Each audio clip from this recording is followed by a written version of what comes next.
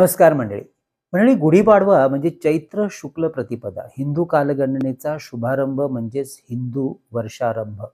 या व्हिडिओमध्ये आपण जाणून घेणार आहोत अशा शुभ पर्वावर कोणती करायची आहे साधना उपासना. सर्वप्रथम तर आपला सर्वांना या हिंदू नववर्षाच्या अनेक अनेक हार्दिक शुभेच्छा.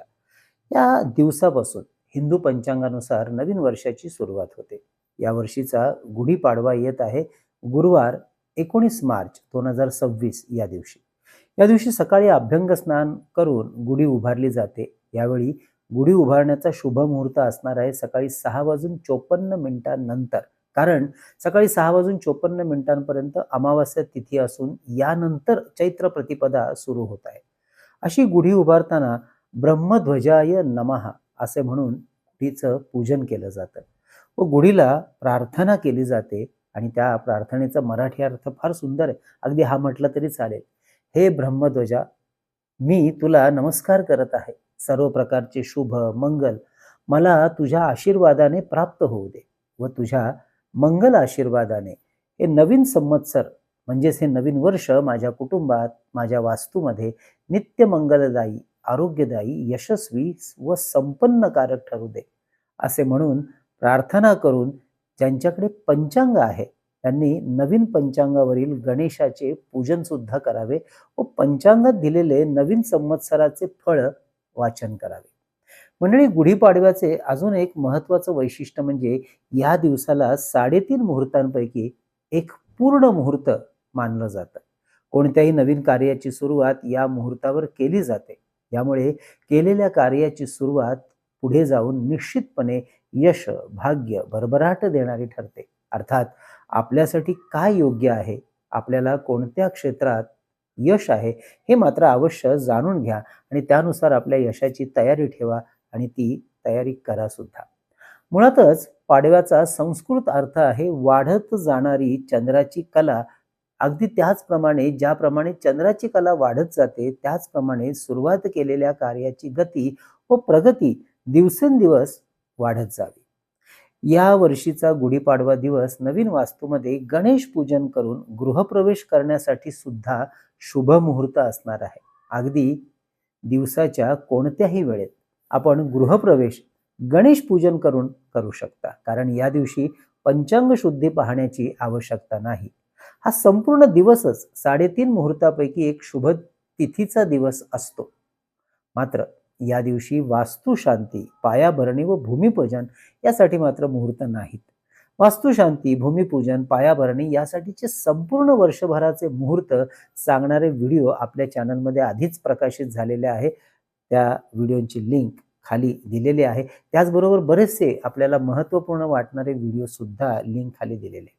मंडळी, मी वास्तुज्योतिष सल्लागार नयन धोत्रे नेहमीप्रमाणे आपल्यावर गप्पा मारतोय आपल्या या आवडत्या यूट्यूबवरील चॅनल ज्योतिष कट्टामध्ये.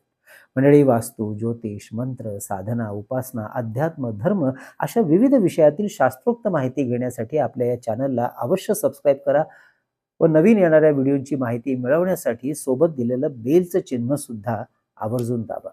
चला तर मग आजच्या या भागामध्ये आपण पुढची जी माहिती घेणार आहे ती म्हणजे गुढीपाडव्याच्या दिवसाची व या काळात कोणती उपासना करावी म्हणजे इथून पुढे सुरू होणाऱ्या नवरात्रीमध्ये आणि त्याचं काय बरं आहे शास्त्रोक्त महत्त्व. मंडळी, सर्वप्रथम गुढीपाडवा या दिवशी सकाळी अगदी सूर्योदयाच्या पूर्वी उठून मंगल स्नान करून आपल्या घराच्या समोर सडा सामर्जन करून रांगोळी काढून दाराला फुलं आणि पानांचं उत्तम असं तोरण लावून देवपूजा करून नवीन गुढी उभारली जाते. गुढी उभारण्याचा मुहूर्त पुन्हा एकदा मगाशी सांगितला तो सांगतो, सकाळी 6:54 आहे. या दिवशी गोडाचा नैवेद्य करून देवतेला देव्हाऱ्यावरती दाखवला जातो. मंडळी, याच दिवसापासून सुरू होतं चैत्र नवरात्र व चैत्र नवरात्रीचे महत्त्व उपासना मार्गात अत्यंत महत्त्वाचं मानलं जातं. या चैत्र नवरात्रीमध्ये देवी सप्तशती ग्रंथाचं वाचन तसेच चंडी होम व अश्विनी नवरात्रीप्रमाणे देवीची विविध प्रकारे उपासना या काळात केली जाते.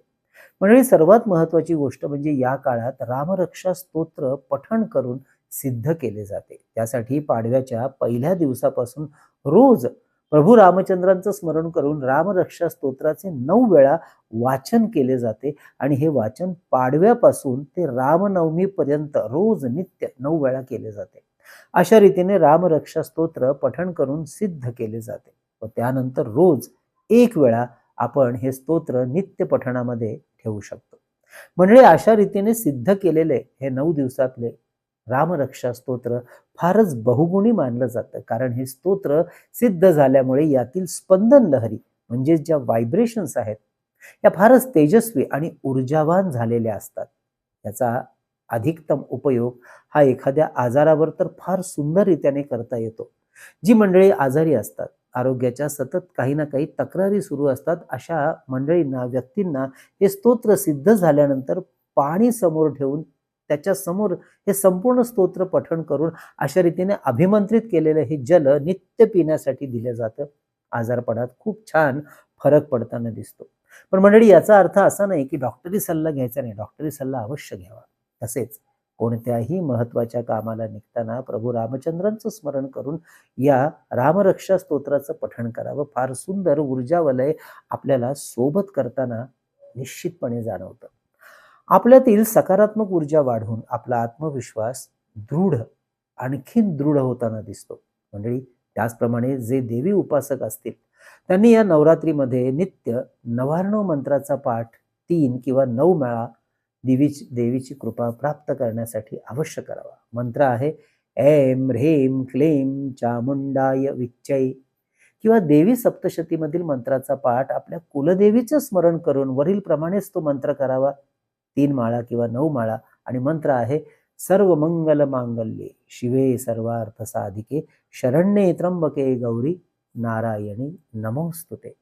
मंडळी, देवी उपासकांसाठी ही फार अप्रतिम अशी पर्वणीच आहे. जी मंडळी महालक्ष्मीची साधना आणि उपासना करतात त्यांनी सुद्धा महालक्ष्मी अष्टकाचे पाठ या संपूर्ण नवरात्रीमध्ये रामनवमीपर्यंत रोज 16 वेळा केल्याने या स्तोत्राचं ऊर्जावलय वाढण्यास अतिशय सुंदर मदत मिळते. मंडळी, महालक्ष्मी अष्टक स्तोत्राचं महत्त्व सांगणारा व्हिडिओ खाली डिस्क्रिप्शन मध्ये त्याची लिंक दिलेली, अवश्य तो व्हिडिओ सुद्धा आवर्जून पहा. या चैत्र नवरात्राच्या काळामध्ये 9 दिवस ही महालक्ष्मी मंत्र साधना म्हणजे स्तोत्र उपासना करतेवेळी हातामध्ये 16 लवंग घेऊन करावी. अर्थात रोज नवीन 16 लवंग वापरायचे आहेत 9 दिवस. आणि शेवटच्या दिवशी म्हणजे रामनवमीला मंत्रपठन झाल्यानंतर या सर्व 16 दिवसात जमा झालेल्या सर्व लवंगा त्यासोबत एक सुपारी, 11 किंवा 21 नाणी ही सर्व एकत्र करून आपल्या तिजोरी स्थानामध्ये ठेवावीत. अर्थात ती एखाद्या वस्त्रामध्ये पुरचुंडी करून सुद्धा. अर्थात काही मंडळींनी गेल्या वर्षी अशा पद्धतीने सिद्ध केलेल्या लवंगा जर असतील आपल्या तिजोरीत ठेवलेल्या, त्यांनी या सर्व वस्तू म्हणजे लवंग, सुपारी पाण्यामध्ये विसर्जन कराव्यात आणि यावर्षी मंत्र सिद्ध केलेल्या या सगळ्या वस्तू पुन्हा नव्याने आपल्या तिजोरीमध्ये ठेवाव्यात. हा एक अप्रतिम असा लक्ष्मीकारक योग व सिद्ध प्रयोग समजला जातो. अवश्य करून पहा.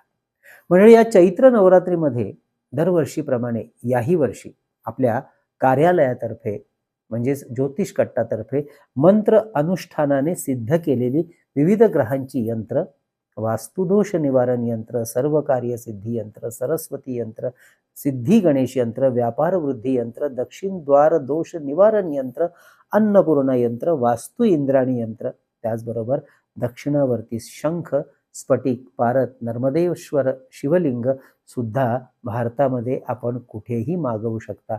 हे मंत्रसिद्धी अनुष्ठान संपूर्ण नवरात्रपर्यंत चालते, त्यामुळे ह्या सर्व गोष्टी आपल्याला नवरात्री नंतर पाठवल्या जातात. या सर्वांची शुल्क माहिती घेण्यासाठी त्या आमच्या कार्यालयाच्या व्हॉट्सअप मेसेज करून आपण माहिती घ्यावी. संपर्क नंबर 9892156163 थंबनेलवर आणि खाली डिस्क्रिप्शनमध्ये दिलेला होता. तर मंडळी, ही होती गुढीपाडव्याच्या संपूर्ण विषयाची माहिती.